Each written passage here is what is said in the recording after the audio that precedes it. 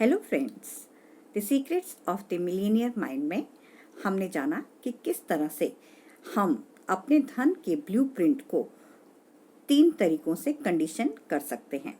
हमने पहला शाब्दिक कंडीशनिंग देखा और उसका दूसरा तरीका कि किस तरह से हम मॉडलिंग से यानी कि अनुसरण की तकनीक को अपनाकर अपने ब्लूप्रिंट को चेंज कर सकते हैं। तो आज हम जानते हैं कि मुश्किल समय के लिए बचत करने का विचार अच्छा तो लगता है, लेकिन आप यह जान लें कि इससे बड़ी समस्याएं उत्पन्न हो सकती हैं। हम अपने एक अन्य कोर्स में भी अपने इरादे की शक्ति का सिद्धांत भी सिखाते हैं।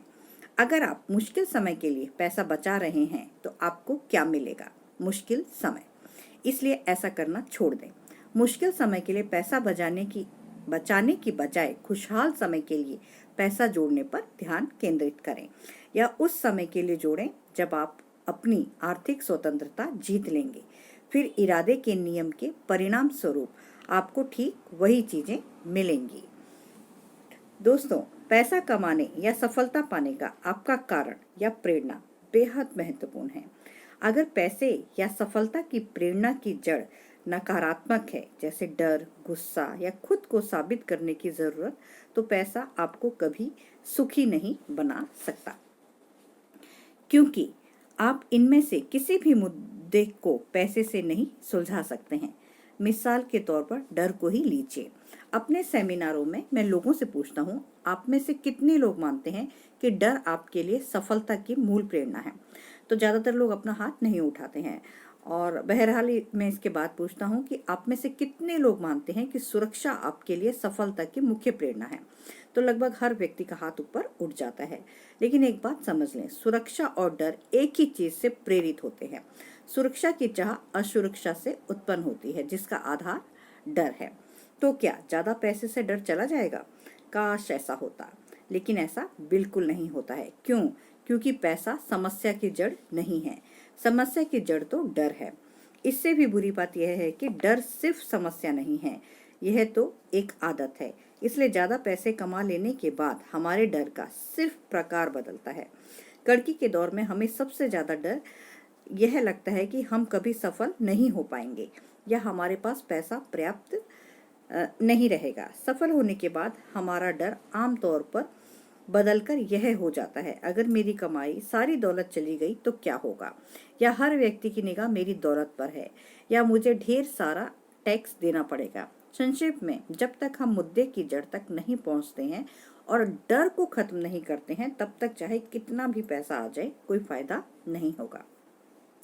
तो जाहिर है, अगर हमारे सामने विकल्प मौजूद हो तो हम में से ज्यादातर लोग दौलतमंद बनने के बाद उसे गंवाने का विकल्प चुनेंगे, बजाय इसके कि हमारे पास बिल्कुल भी पैसा ना हो। लेकिन दोनों ही तरीके ज्यादा समझदारी भरे नहीं हैं। कई लोगों को वित्तीय सफलता पाने की प्रेरणा खुद को पर्याप्त अच्छा साबित करने की चाह से मिलती है। इस पुस्तक के खंड 2 में हम इस चुनौती पर विस्तार से बात करेंगे।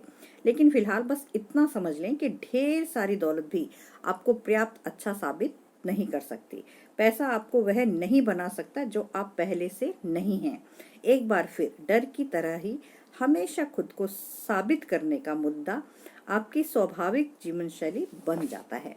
आपको यह एहसास ही नहीं होता है कि यह आपको भगाए जा रहा है। आप खुद को बहुत सफल, मेहनती, संकल्पवान मानते हैं और ये सारे गुण अच्छे हैं। इकलौता सवाल है क्यों? यह मूल इंजन क्या है जो इस सब को चला रहा है? जो लोग खुद को पर्याप्त अच्छा साबित करने की प्रेरणा से संचालित होते हैं, उन्हें ढेर सारा पैसा भी अंदरूनी दर्द से राहत नहीं दे सकता। वे हमेशा यह सोचते रहेंगे कि वे और उनके जीवन की हर चीज पर्याप्त अच्छी नहीं है। पैसे या किसी भी चीज की कितनी भी मात्रा ऐसे लोगों को कभी पर्याप्त नहीं होगी जो महसूस करते हैं कि वे खुद पर्याप्त अच्छे नहीं हैं। एक बार फिर, यह सब आप पर ही निर्भर है। याद रखें, आपका बाहरी संसार आपके अंदरूनी संसार का प्रतिबिंब है।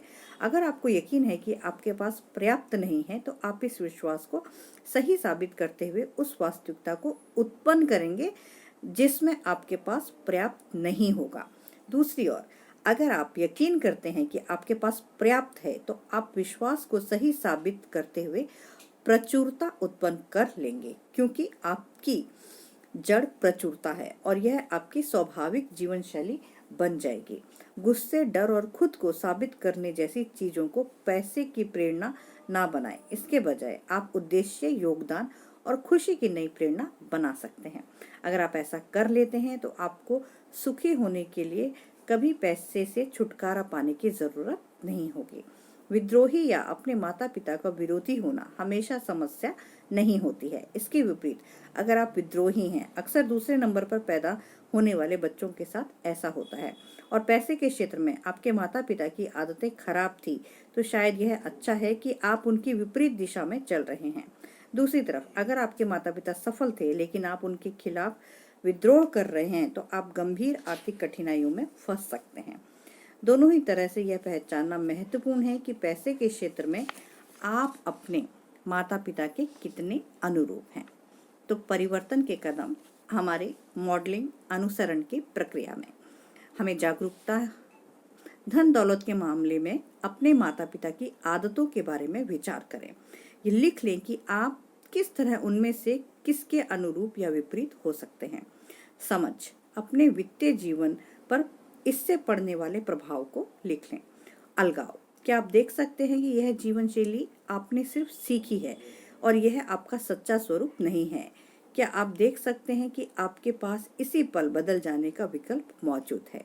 घोषणा करें, अपने दिल पर हाथ रखकर कहें, पैसे के क्षेत्र में मैं उनका अनुसरण कर रहा था, अब मैं अपना रास्ता खुद चुनता हूँ। और अपने सिर को छूकर कहें कि मेरे पास मिलीनियर मस्तिष्क है।